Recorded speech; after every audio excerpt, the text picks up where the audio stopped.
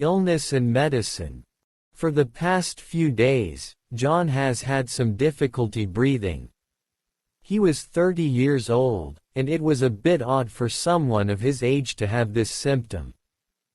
Maybe if he was a smoker, things would make more sense, but John has never smoked a cigarette in his life. He decided to go see his doctor about it. Luckily, he was able to schedule an appointment that very week and get himself checked out. At the doctor's office, there was a considerable waiting period before you could be seen by the physician. John brought a book to read in the waiting room, but he found it hard to focus for very long, given his condition. After 20 minutes, he started to get a splitting headache. In anticipation of such a scenario, he kept over-the-counter pain relievers in his car. Following a quick trip and back, he washed down the pills with water from the water fountain and took a big sigh of relief. The nurse called John back to room 107 and did some routine checkup procedures. She took his blood pressure, measured his height and weight, and asked about his family's history of health problems. John was fortunate enough to not have any hereditary health issues. There was no heart disease, cancer, diabetes, nor arthritis to worry about. The nurse also asked about any and all current drugs he was taking, but he replied that he doesn't take any medication.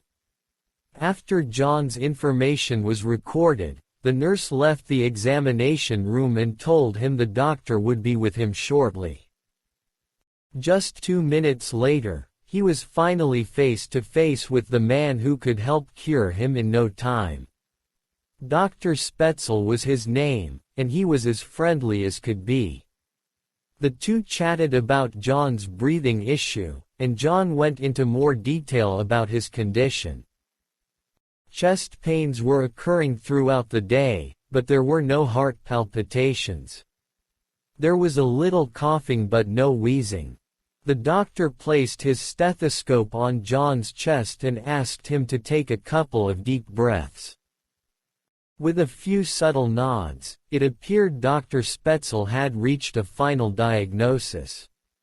It was asthma. He said it was common for adults to develop asthma and not just children.